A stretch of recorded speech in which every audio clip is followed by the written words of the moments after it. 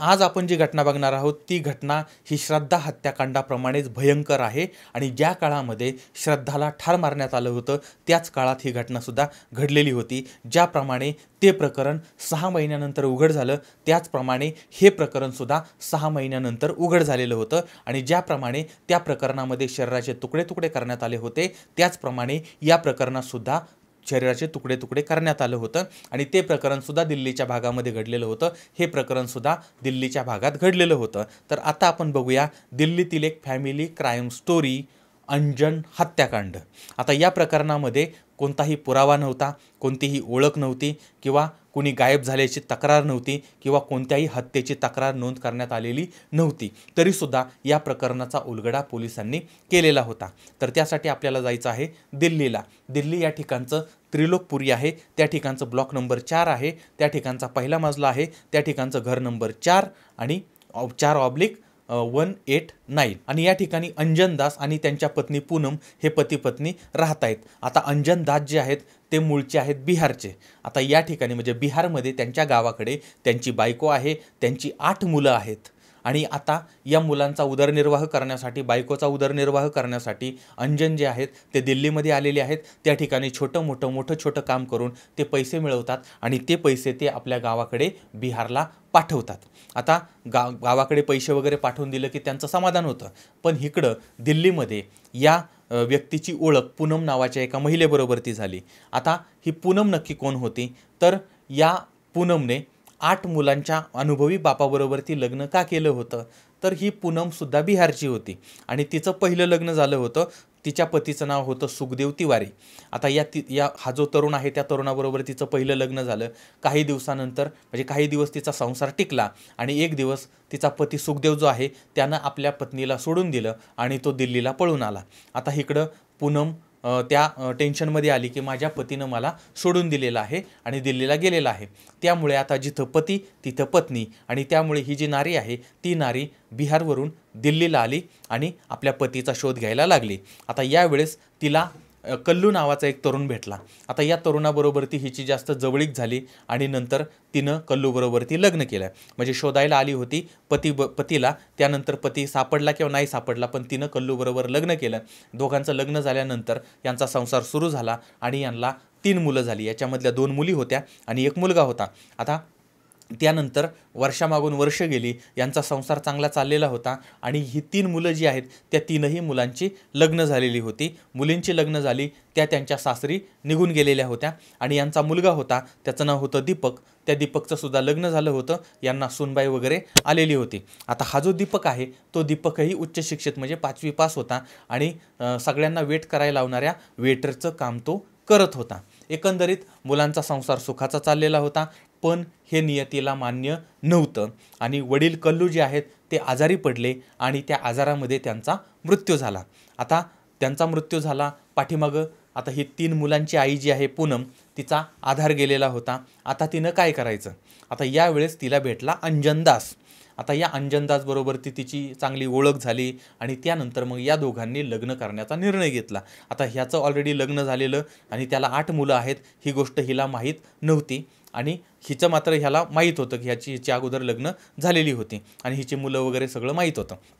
तर अशा पद्धतीनं अंजन दासचं दुसरं आणि पूनमचं तिसरं लग्न या ठिकाणी लागलेलं होतं। म्हणजे टोटल 5 लग्नांचा अनुभव असणारा हा संसार इथं सुरू झालेला होता। आता यावेळी यांचा परिवार जो आहे तो त्रिलोकपुरी भागामध्ये भाड्यानं राहायला लागलेला, साधारणपणे 5-6 वर्षापासून आता ती मंडळी इथं राहत होती। आता या ठिकाणी पती अंजन, पत्नी पूनम आणि सावत्र मुलगा दीपक आणि त्या दीपकची पत्नी आणि पूनमची एक मुलगी जी आहे तिनं पतीपासून घटस्फोट घेतलेला होता आणि ती सुद्धा आपल्या आईकडे राहत होती। अशा पद्धतीनं हा सगळा भरीव परिवार त्या ठिकाणी राहत होता। सगळं काही ठीकठाक आणि ठाकठीक चाललेलं होतं, पण पुढं अंजन यानं त्याचे रंग दाखवायला सुरुवात केली। हा अंजन जो आहे तो प्रचंड दारू पित होता आणि अंजनचे अनेक महिलांबरोबरती अनैतिक संबंध होते। अत्यंत बाहेरख्याली अशा पद्धतीचा हा माणूस होता आणि तो जे पैसे कमवायचा ते सगळे पैसे दारू, बाई बाटली यांच्या नादाने तो खर्च करून टाकायचा आणि बायकोकडून म्हणजे पूनमकडून सुद्धा तो पैसे घ्यायचा, तिला प्रचंड मारहाण करायचा आणि कधीकधी बाहेरच्या वेश्यांना तो घरी आणायचा आणि घरातल्या लोकांच्या समोरच धिंगाणा घालत बसायचा। आता एकदा तर त्यानं असं केलं होतं, या पूनमचे दागिने म्हणजे बायकोचे दागिने घेतले आणि ते दागिने त्याने विकून टाकले आणि गावाकडे त्याने ते काही पैसे पाठवलेले होते. आता हे तर काहीच नाही, तर या अंजनचं वागणं इथपर्यंत पसरलेलं होतं किंवा इथपर्यंत तो वासनांद झालेला होता की त्याच्या सावत्र मुलीवरती सुद्धा त्याची वाईट नजर होती आणि त्यानं तिच्यावरती हात टाकण्याचा प्रयत्न केला. एवढंच नाही तर दीपक म्हणजे त्याचा मुलगा जो आहे त्याची पत्नी म्हणजे सून, त्या सुनेवरती सुद्धा यानं अशीच नजर टाकलेली होती आणि तिच्याबरोबर ती जवळीक साधण्याचा प्रयत्न केलेला होता आणि तिला सुद्धा यानं ऑफर दिलेला होता. आता ही गोष्ट त्याचा मुलगा दीपक याला खटकत होती, म्हणजे सावत्र मुलगा होता दीपक, पण त्याला ती खटकत होती, सावत्र मुलीला खटकत होती आणि त्याच्या बायकोला पूनमला सुद्धा खटकत होती. आता या मंडळींनी त्या अंजनला समजावलं, पण तो काय ऐकत नव्हता.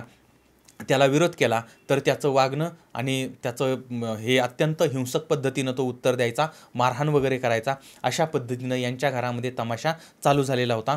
घरामधलं सुख शांती समाधान वगैरे सगळं निघून गेलेलं होतं आणि हा अंजन स्वतःही सुखानं जगत नव्हता आणि बाकीच्यांनाही सुखानं जगून देत नव्हता आणि खुलेआम त्यानं आपल्या सुनेला ऑफर वगैरे द्यायला सुरुवात केली होती आणि यामुळे मग हा दीपक टेन्शनमध्ये आला. एकतर आत्ताच आपली गरिबीची परिस्थिती, त्याच्यामध्ये हा अशा पद्धतीनं वागतोय. त्यामुळे या दीपकनं बायकोला आणि त्याचा एक मुलगा होता त्या मुलाला घेऊन कल्याणपुरी भागामध्ये भाड्यानं रूम घेतली आणि त्या ठिकाणी जाऊन तो राहायला लागला.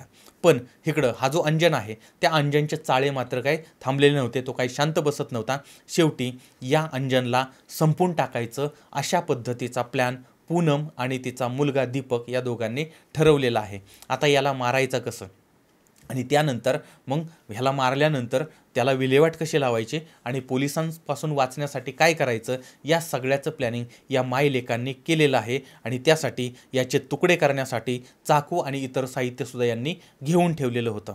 आणि पाठीमागच्या 1-2 महिन्यापासून हे मंडळी संधी शोधत होती आणि ही संधी यांना चालून आली.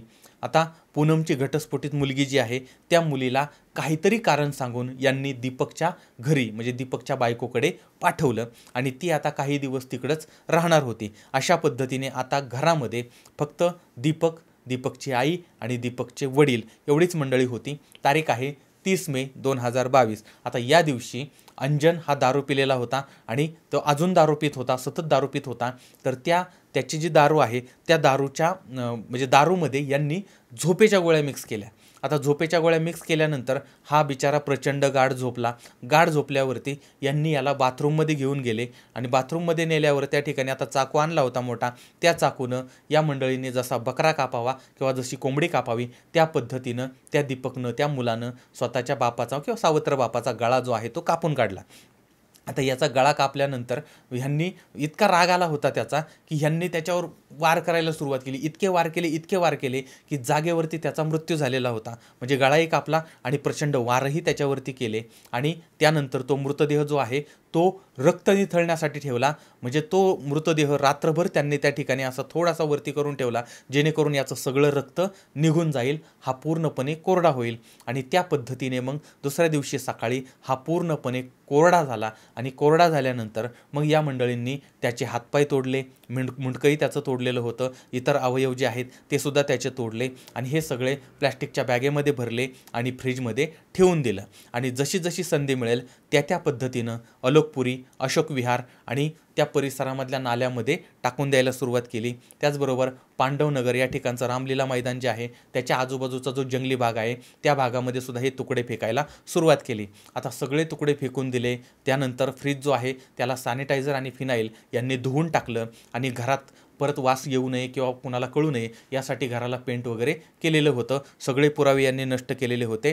आता या मायलेकांनी हे तुकडे फेकलेले होते आणि नंतर ज्या ठिकाणी हे तुकडे फेकलेले आहेत त्या ठिकाणी हे दोघं परत जायचे किंवा मुलगा जायचा आणि बघायचा हा फेकलेला तुकडा उघड्यावर तर पडलेला नाही ना, आणि जर उघड्यावर असेल तर मग त्याच्यावर कचरा टाकायचा, त्याच्यावर माती टाकायची. अशा पद्धतीनं हे सगळं चाललेलं होतं. पण 5 जून 2022 पांडवनगर या ठिकाणचं चांद सिनेमा आहे आणि त्याच्या जवळची झाडी आहे. या झाडीमध्ये एक मानवी पाय मिळाला आता हे पोलिसांना कळवलं, पोलीस आले, पंचनामा पोस्टमार्टम वगैरे झाली आणि चौकशीला सुरुवात झाली. FIR दाखल करण्यात आलं. तपास सुरू झालेला होता, प्रोसिजर सुरू झालेली होती. यानंतर हात सापडला, इतर अवयव सापडले, हे सगळे मानवी तुकडे सापडत होते. ते एका पुरुषाचे होते. आता या पलीकडे याच्यामध्ये काही प्रोग्रेस होत नव्हती, विशेष काय माहिती मिळत नव्हती. पण पोलिसांचा तपास चालू होता आणि पोलिसांचा तपास चालू होता. आता या सगळ्या तपासात चालू असतानाच पुढं श्रद्धा आणि आफताब यांचं प्रेम प्रकरण पुढं झालं. त्यानंतर त्यांनी ज्या पद्धतीनं हत्या केली ते सगळं समोर आलं. संपूर्ण देश हादरून गेला आणि मीडियावाले रात्रंदिवस या प्रकरणाच्या मागं लागले आणि याचा परिणाम असा झाला की काही जुनी प्रकरणं पुन्हा नव्यानं सुरू झाली, समोर आली आणि पुन्हा त्याचा तपास नव्यानं सुरू करण्यात आला होता आणि त्यातच हे प्रकरणसुद्धा होतं. आणि मग पोलिसांनी हे जे तुकडे सापडले होते त्या परिसरामधले CCTV फुटेज तपासायला सुरुवात केली.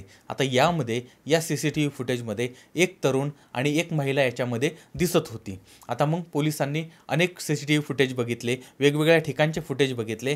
त्यामुळे एक गोष्ट लक्षात आली की पाठीमागच्या काही दिवसापासून हे तुकडे या ठिकाणी टाकले जात आहेत आणि याचा अर्थ असा होतो की मारेकरी हा याच भागातला असणार आहे, म्हणजे पीडित आणि आरोपी दोन्हीही याच भागामधले असतील. आणि मग पोलिसांनी त्या भागामध्ये गायब झालेल्या लोकांचा डाटा जो आहे तो तपासायला सुरुवात केली होती. पण असा कोणताही डाटा पोलिसांना मिळालेला नव्हता आणि CCTV फुटेजमध्ये संशयित जो आहे तो फोनवरती कोणाशी तरी बोलत होता. त्यामुळे पोलिसांनी काय केलं, या ठिकाणचा जो टॉवर आहे त्या टॉवरच्या मदतीने नंबर शोधण्याचा सुद्धा प्रयत्न केलेला होता. त्याचबरोबर ती पोलिसांनी आता डोअर टू डोअर जायला सुरुवात केली होती आणि प्रत्येक घरी ते जायचे. तुमच्या घरी फ्रीज आहे का, तुमच्या घरातलं कोणी मिसिंग झालेलं आहे का, तुमच्या शेजारचं कोणी गायब झालेलं आहे का, वगैरे वगैरे प्रश्न त्या ठिकाणी विचारायला सुरुवात केली. आणि हे तपासत असताना यावेळेस अंजन दास गायब झालेला आहे आणि तो पाठीमागच्या 6 महिन्यापासून गायब आहे ही माहिती पोलिसांना समजली. पोलीस त्याच्या घरी गेले आणि त्या घरच्यांना त्यांनी विचारायला सुरुवात केली. त्यावेळेस मग ह्या लोकांना विचारलं की तुमच्या घरातला माणूस गायब, पहिली गोष्ट कन्फर्म केलं. त्यानंतर तो गायब झाला आहे, मग तुम्ही पोलिसांमध्ये साधी तक्रारसुद्धा का दाखल केलेली नाही, आणि ही सगळी संशयास्पद बाब होती. त्यामुळे पोलिसांनी या मायलेकांना ताब्यात घेतलं. त्यानंतर एकतर CCTV फुटेजमध्ये पण मायलेक म्हणजे एक महिला आणि एक तरुण दिसत होता.